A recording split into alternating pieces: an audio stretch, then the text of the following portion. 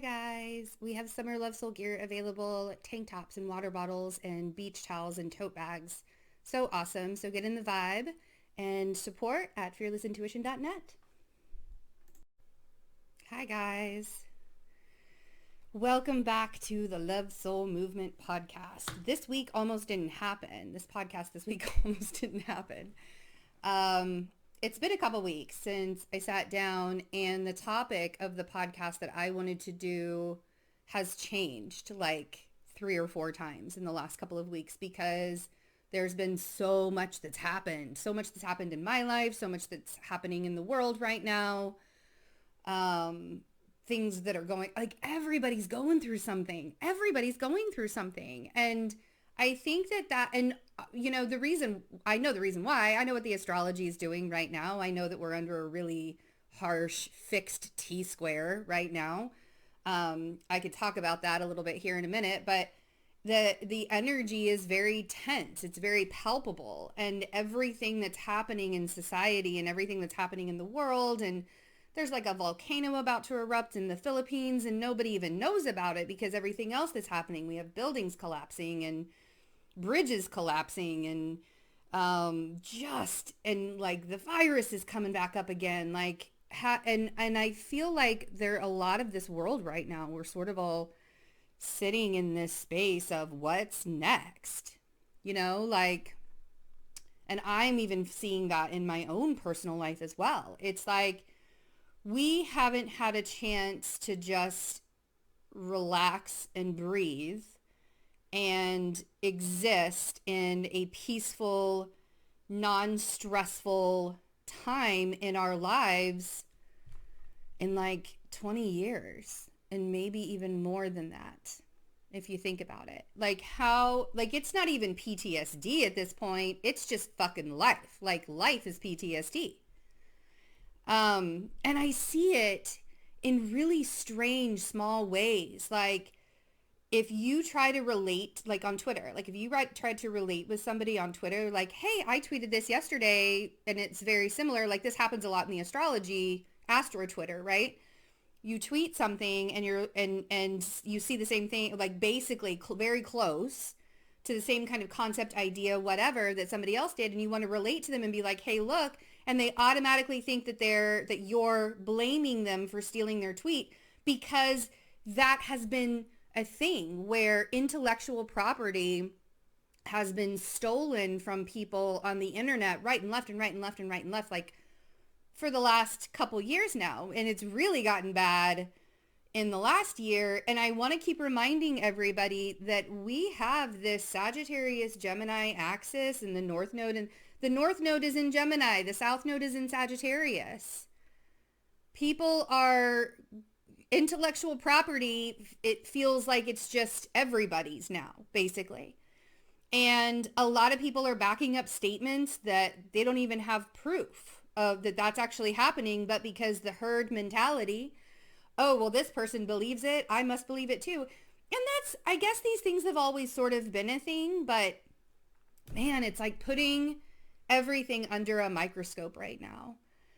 And a lot of people feel like even God might be that like bully that is putting us all under, that the magnifying glass, talking about a microscope or a magnifying glass or making things bigger. Like people literally think that God is trying to torture them with a magnifying glass. They're these little ants crawling on the ground.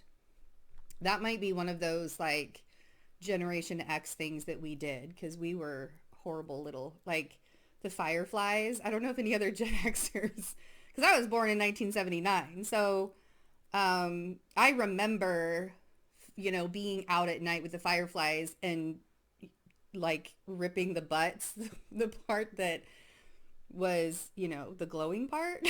You would rip the butts off of it and it was like war paint. You would like smear it and then you glowed in the dark with the fireflies. It only lasted for like 10 seconds, and how disgusting is that? But it was fun. I was a tomboy, so I did shit like that all the time. But we don't get to have that kind of innocence anymore. I remember, I feel like I remember back in the day when I went up the hill with 10 feet of snow. I'm not doing that. I promise. I was reminiscing about, my childhood because a lot of my childhood was not the most fun. But there are moments of my childhood that I can take hold of, moments that I had with myself, with my friends, that I can take hold of and I can remember those. And isn't it lovely to be able to remember the good moments and be able to detach from those bad moments and just be like, I don't need that anymore. I'm done. Um, but yeah, like I remember walking 2 or 3 miles to go to 7-Eleven just to get a Slurpee. Just to, because I found 50 cents under the couch so I could get some gum and a Slurpee because that's how inexpensive Slurpees were back then. You can get it for like 25 cents, the small ones. And it was summer, so there was always the deal. And I remember roller skating. Oh, for like 2 or 3 years, I would wake up at the butt crack of dawn in the summer, put my roller skates on, and I would be out in the streets. Roller skating to my heart's content. I was like maybe 8 or 9, I think. You don't see kids doing that. Like I saw a kid on a like one of those big wheels, which I also had a big wheel. It was a hand me down. So the wheels were, it was all plastic, right? So the wheels were all like banged up and stuff. But I loved it because it was looked like a boy's big wheel because again, hand me down. I was the youngest, so I don't think I really got anything new unless my mom used to make my baby clothes. She had a sewing machine, but I don't think I ever really got any new clothes. I wore my older brother's clothes for a very long time. Um, but yeah, so I was thinking about the innocence, right? All of that. And then I think about my children. I have two older sons they're adults now, 20 and 18. I mean, I don't know that I would say 18 is much of, they're adult-ish. They're getting there. They're doing really well, but they're getting there. And then I have a younger son who will be 8 in a couple of months. And so my younger son is the age that I'm talking about. And we would be left home alone all day long while our parents worked in the summertime, and we would roller skate or we would just roam the city. And I didn't really live in the best neighborhood. But back then, even that just didn't seem to bother us. We weren't in fear to go play all day long and play in the sewers and play, do all that stuff. And my 8-year-old will not be left home alone. And my 8-year-old, he plays out in the backyard and he can play in the front yard too, but there's always somebody keeping an eye on him. He's not roaming the city like I did when I was 8 or 9 or 10 or however old I was. And I remember all of these things, and my older two boys, same thing. Their dad lived in a cul-de-sac, so kind of a cul-de-sac, so it was easier for them to do that, to play in the streets over there. But it just isn't the same for kids these days. Because even, I remember friends that lived in apartment complexes, and we would just be outside all day long and I just don't see that anymore. And so much of it has to do, like all of my children don't know a time before 9/11. All of my children don't know a time before, like this huge, gigantic tragedy and there's always been tragedies, I guess, but it's different now because there hasn't been a moment where we can stop and breathe. And our parents went through so much trauma. Like my parents went through the Vietnam War. That was very traumatic for them because that was the first time that anybody was seeing the war on television. I'm getting to a point here, I promise. But we have taken on these generational emotions and generational feelings and we have held them as our own fears, right? As we got into the 90s and I became more of a teenager, and the 90s were a scary time. That's kind of when the scariness really started to come back, really started to be, we were afraid again. And I think a lot of it was because the trauma and the PTSD that our parents went through had been passed down to us, and we didn't really know how we weren't taught how to process our emotions effectively. There was a lot of suicide in Gen X. There was a lot, I mean, like just thinking about how many people in my generation took their own lives by drug overdose or by suicide is frightening to think about. And so collectively now, watching how we maneuver ourselves in this world that has placed so much fear on us, when it's a collective fear that we're all feeling, bringing it down to our own personal lives and trying to not feel that fear within our own personal lives is very difficult, especially if you're the kind of person that never really was taught what feeling safe or feeling loved or feeling emotionally secure. You know, if you weren't taught those skills, or if you weren't shown those skills growing up as a child or a teenager, no, you have to kind of learn it on your own. You have to end up figuring it out on your own. And that's very difficult. And the majority of us are in that situation. I'm really happy to start seeing that there are a lot of people within my generation and the generations after me that are so much more consciously aware, and they are conscious parenting better, and they are having conscious relationships better. There's still a lot of work that we need to be doing for ourselves, but also the collective energy. And I'm a firm believer that the more you work on yourself, the more that spills out into the energy. Can you imagine if every single person started focusing on their own mental health, on their own, on their, being their own advocate, and not just going by what other people say or what other people think or what other people do or that whole kind of thing. But we don't talk about how the trauma of being placed in fearful situations and having that trauma and having that kind of PTSD, we don't talk about the aftershocks. We don't talk about the after effects. We don't talk about how people become so enraged.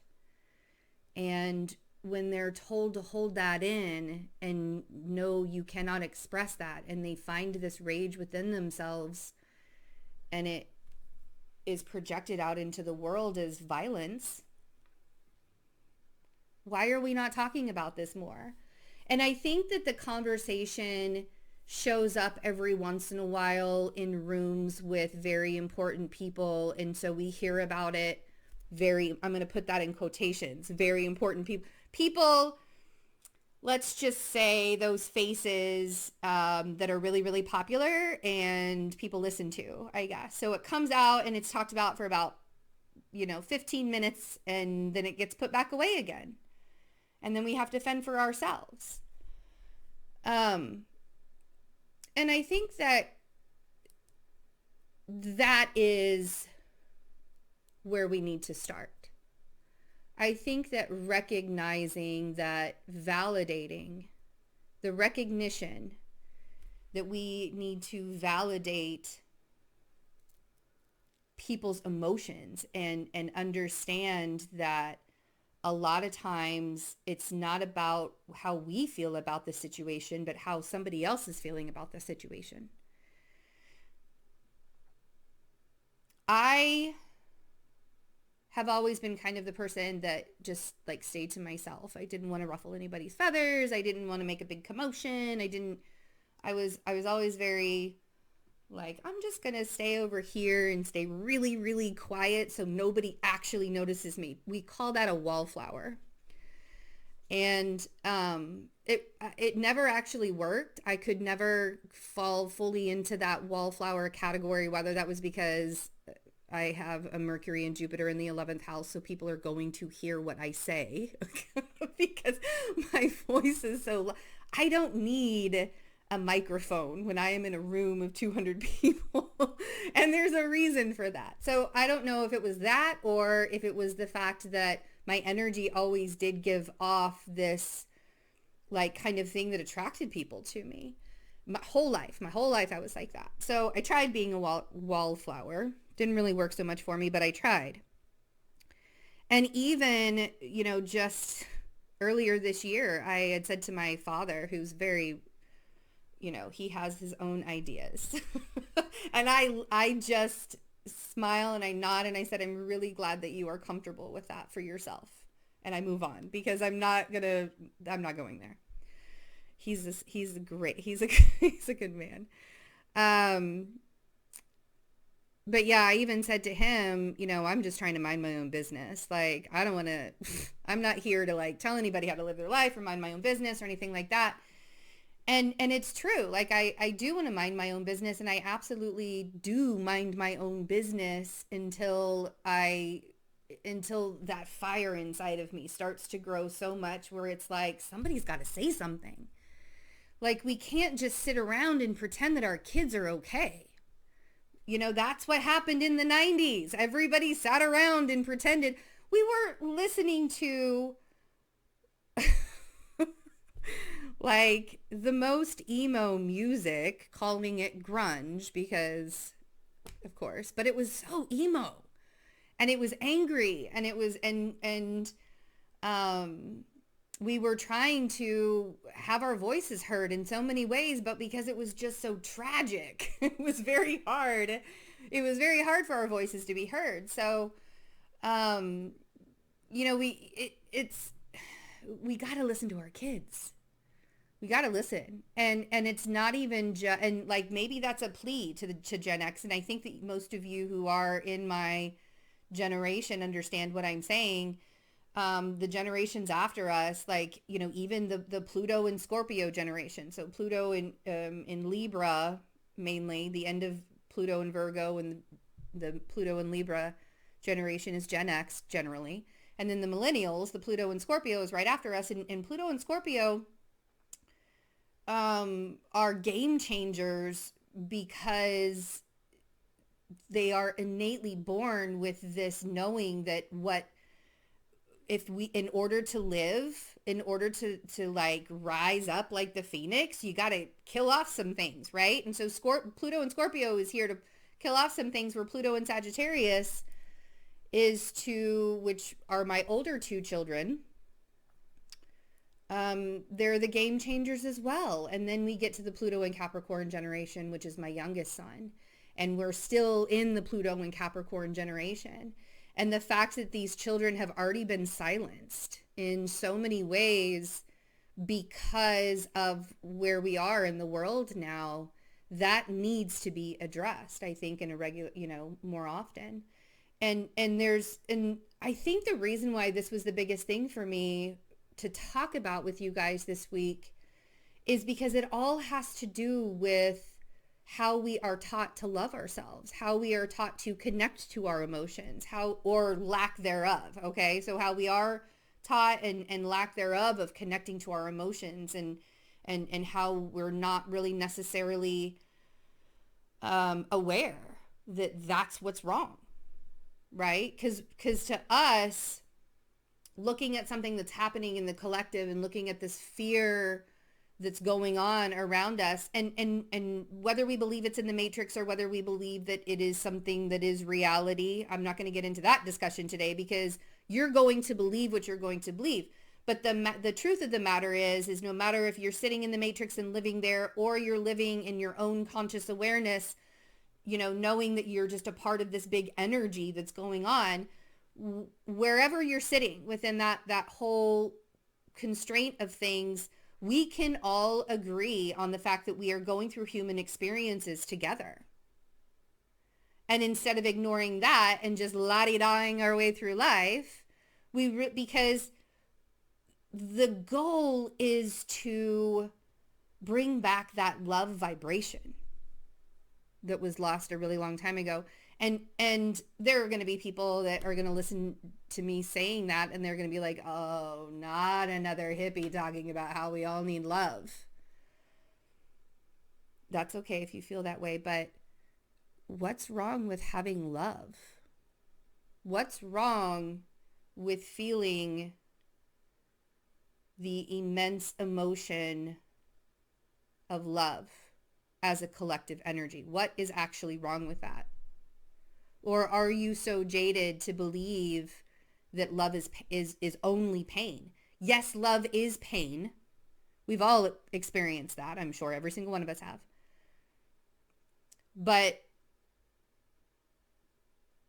love is also the thing that drives us. It's the passion. It's the source. It's all that is.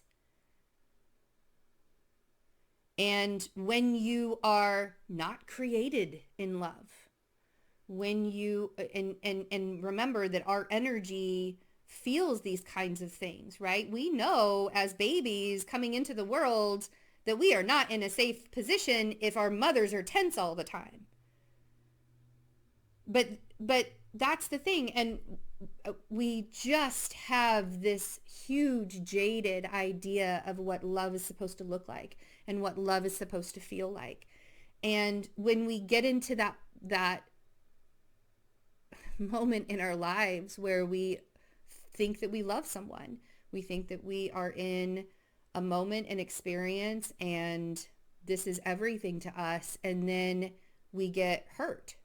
We are broken by words. We are broken by actions. We are broken by somebody not thinking about how we're going to feel about this situation. We automatically become jaded. We automatically take that word love and we hate it. And the opposite of love is hate. So it's kind of impossible to hate love. But we have figured out a way to do that. And so the journey that we all sort of have to take with ourselves is to teach ourselves how to love.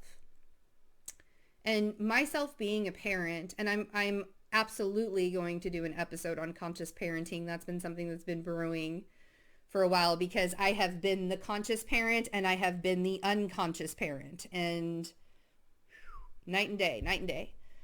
But I know as a parent and watching my children grow up in this world that they don't know anything but fear, the best thing that I can do for them is to show them what real love looks like, what the honesty looks like, what the truth looks like, what emotions are supposed to represent instead of overtake, right? Like we have emotions to represent certain ways that we feel about things. They're not supposed to overtake our lives and create this, entire world of pain and exhaustion and fear. So, and that's all we do now because we are wearing our emotions on our, like every single nerve ending, right? There's an emotion. And it's not in a healthy kind of way because they're all sitting there right on the nerve endings, but there's like a veil right over, right? So they're sort of being kind of protected a little bit, kind of maybe. Those emotions that we're wearing right there, and pop, something happens.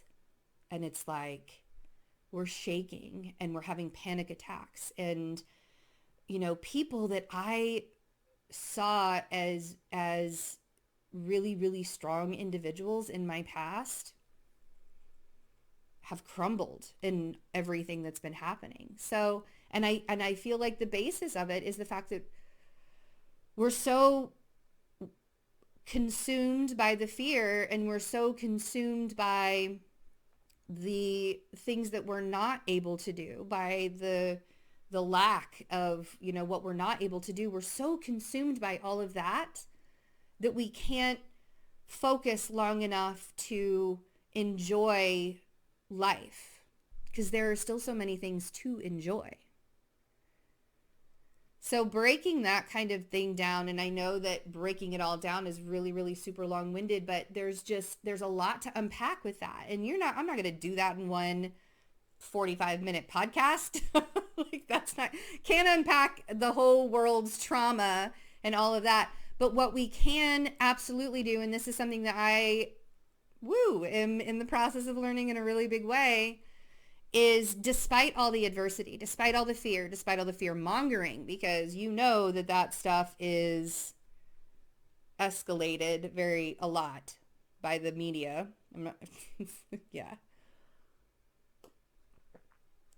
We know that, but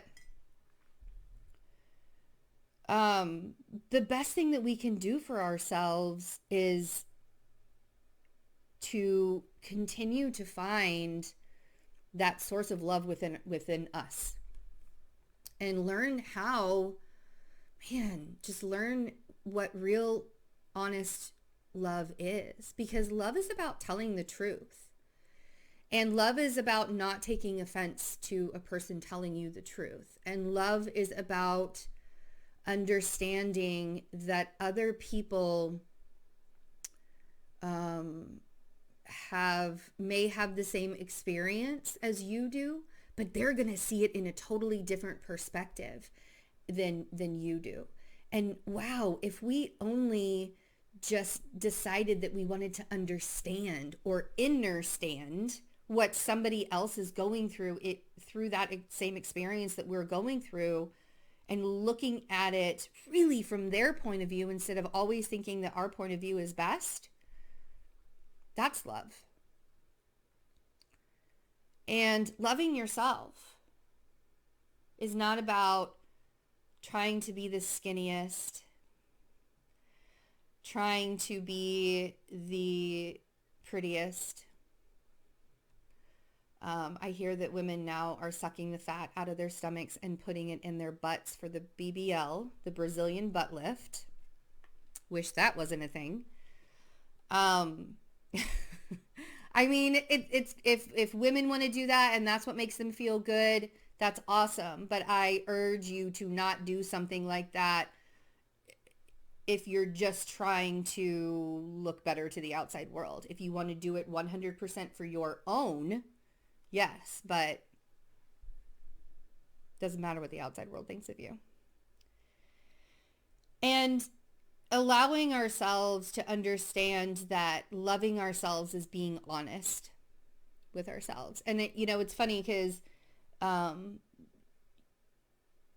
addicts learn, the 12 step. I haven't had to go through that part of something I've never been addicted to anything like that in my life, except for like cigarettes. I smoked for 23 years. Thank God I don't do that anymore. But I've never had to feel the pain of being an addict with any heavy drugs, or with alcohol or anything like that. Because that's a hard journey to be on. That's a really difficult journey to be on. And I think that the stigma that we put on addicts and people that drink alcohol, and it's the same kind of thing with prisons, man. Like, why are we imprisoning people when we really need to be paying more attention to their mental health? Like, why, but again, these are controversies that aren't going to be tackled in a 45-minute podcast. I think that just, being super aware of allowing ourselves to look at who we are and what we've been through and be like, damn, I'm kind of an amazing person, and not need to have somebody else tell you that to believe it. That's what we need to be teaching. That's where the understanding is getting mixed up. So when you are in the face of adversity, and you guys, for those of you who've been listening to this podcast since the very beginning, you know that I had a blood clot in my, but for those of you who don't, you're getting the story now. I had a blood clot in my brain, was found at the end of April. We now have the cause for that and the reason for that. And it's a whole new journey that I'm going to have to be on. And it's not going to be easy. And it's not going to be something that I will enjoy and jump up and down and dance. And that's not going to be the fun part. But that doesn't mean that I stop living. Right? Because when we are faced with adversity, if we are not taught that you don't have to try and survive this, you can try and see this from a different perspective and allow yourself to understand that this can help push you into another level of existence. This can help push you into, the growth and the strength and man, the ways that you can help other people because you overcame. And I'm not going to try and be flowery about anything and say, if you're sitting there in a space where you just don't even want to get out of bed and you don't want to deal with your day and you're depressed and you feel like nothing is worth your energy today, I want you to honor that too. Because that's real. That's honest. That's the truth. Right? It's weird to say that you've been diagnosed with cancer. It's weird to say that because those are weird words. And I know it's so funny that I'm even laughing about it. It's funny, but that's what the cause of this was. It's something that's manageable. It's something that's treatable. It's something that's chronic. I'll probably, have good days and I'll have bad days, but man, I'm going to try and have more good days than bad days, but I'm going to have those days where I'm laying in bed and I don't want to get out.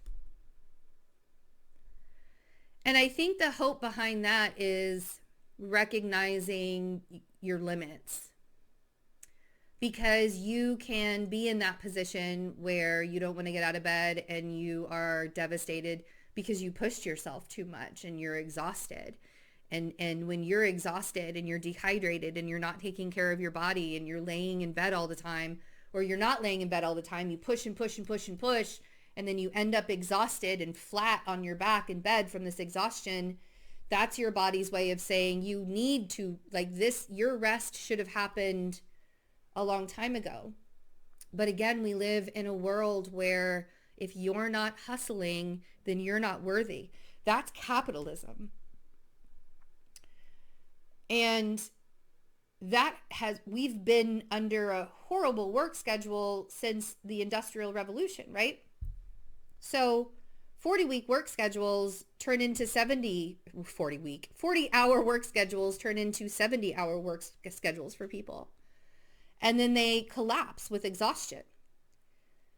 And that's not loving yourself, but those are the things that we've been conditioned and programmed to believe. So there's a difference. There's a difference between facing some kind of adversity and knowing that it's okay to kind of sink into the emotions and the feelings that this adversity is giving you, or this experience that you're going through is giving you.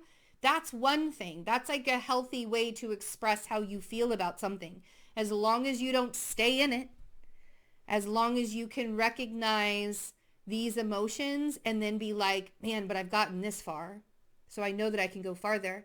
There's a difference between that, and there's a difference between pushing yourself so much and giving yourself your own adversity in your face. Because I remember, before all of this happened, I would work and work and work and work and work. And even as a spiritual teacher, I would work and work and work and work and work and work. And then I would collapse for 2 days, just exhausted and not able to do anything for a couple of days. And that's not normal, you guys. That's our bodies are literally screaming at us. And it's, we can say that it's unfortunate that it took me, the universe saying, it's time for you to focus on yourself, and it's time for you to receive the love, and it's time for you to begin to heal. And after 41 years of not loving my body, even when I was 95 pounds soaking wet and I was an hourglass figure and I was at my prime, or my 18, 19 years old, just I looked I looked amazing, but I still do. And that's the thing. That's the mindset. It's great that I looked like that, but that girl didn't even appreciate her body. And that's how most girls grow up, is not appreciate. And that's how, and boys grow up the same way. I've recognized raising my own 3 boys. They have their own body insecurities. Oh man, you have no idea. Why can we not love ourselves at a core level instead of torturing ourselves for that? I tortured myself for 41 years. Fad diets, up and down, all of the things. And then I end up with my body saying, well, you hated me for 41 years, and so here we are. Because I truly believe that the emotions that we carry in our body are going to show up in a physical way.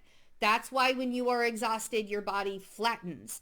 That's why when we have the energy of stress all the time, when we have the energy of constantly putting in, foods in our body that aren't good, when we have all of these negative energies that we're pounding our bodies with, and on top of it, we look in the mirror and we go, ugh, that's not good energy to hold. And your body will tell you it is not good energy to hold.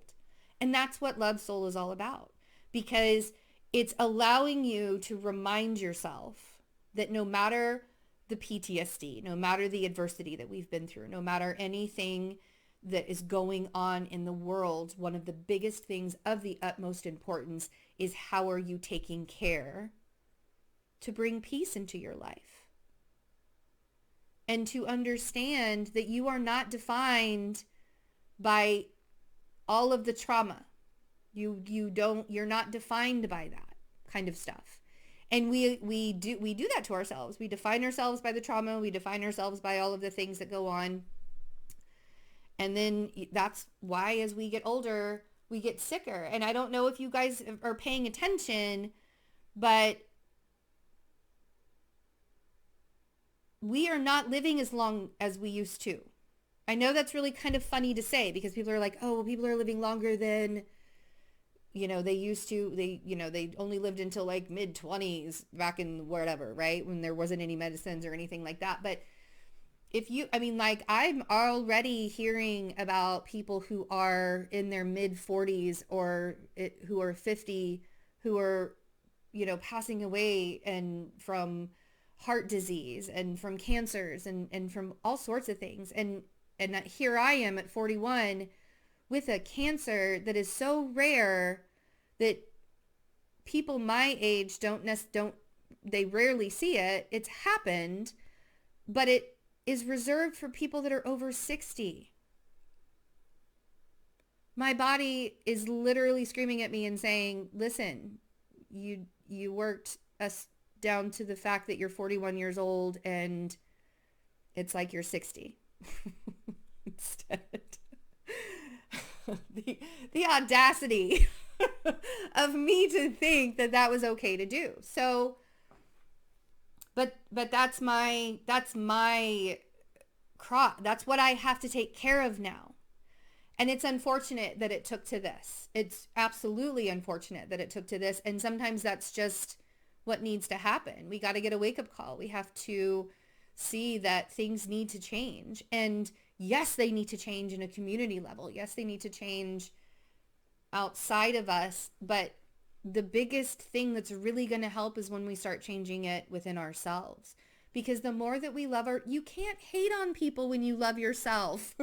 I am a prime, you can't be cynical when you are loving on yourself and you're doing things for yourself that keep you healthy and keep you happy. And because when you're not feeling good, you're not happy. And that's just the way it goes, right? When you're stressed out, you're not happy. When you're whatever, right? You're not happy. And life, it's not going to be easy, but we're not meant to just be born, work our entire asses off, and then die and do a whole bunch of diets in between. Where's the joy in that? Where's the fun in that? And when we're happy, we stop judging other people. When we're happy, we can be happy for other people's successes. When we genuinely love ourselves and create happiness within our own energy, it changes your entire aura. It changes your entire existence. And I mean, I'm sorry, but being cynical is like, it's not cute. Like, let's not bring that 90s fad back, being cynical. Let's not do that shit, because being cynical and being skeptical is only going to keep you from fulfilling your dreams and from creating empires and creating a legacy that you are proud to be able to say, I did my fucking best. And here's what my best looks like. You don't want to like hand somebody your best and it's just this like wrangled, here you go. No. So, it's very interesting to be able to have that kind of conversation. And it's open-ended, because this isn't just because I'm going to be ending the podcast in 5 minutes doesn't mean that this conversation is over. This is something that we need to continue to be talking about over and over and over again. And, try and put it in a way that's not rambling. Try and put it in a way that's not so complicated for others to understand. Life will have you thinking that being miserable and keeping people at a distance and holding on to all of your pain and all of your trauma is better for you than being vulnerable and being open and being receptive and having faith, right? Less judgment and more praise. And life can beat a person down. But I'm at that point where perspective is everything. You have to wake up every single morning and decide for yourself what perspective you're going to be in that day. And that's really kind of how it starts. So thanks again, you guys, for coming to this space and being with me as we sort of just talk about how loving ourselves intentionally, consciously aware, intentionally can create ripples, can create waves out into the world. And, it's not even really that wild of a notion anymore that, loving yourself instead of passing judgment on yourself is going to do the same. It's going to affect everybody and everything that you come in contact with. And so I hope for all of you that this kind of got you thinking about how you spend your time and how you spend your days and how you create, blockages for yourself just by simply not engaging with your own emotions and allowing yourself to learn how to trust yourself and have faith in, because you don't have to trust or have faith in anybody else until you learn how to trust and have faith in yourself. And that's something that we also have not learned to do. So I love you all. I hope you have a wonderful couple of weeks. Hopefully I'll be back soon, and take care of yourselves. If you would like to help, during this time, I still am not going to be working because I'll be doing treatments. So if you would like to help, all of the GoFundMe information, all of my PayPal information, and my Cash App information is in the description box underneath this video if you're watching on YouTube, or it'll be in the description box on Spotify. I love you guys. I will see you soon. Bye.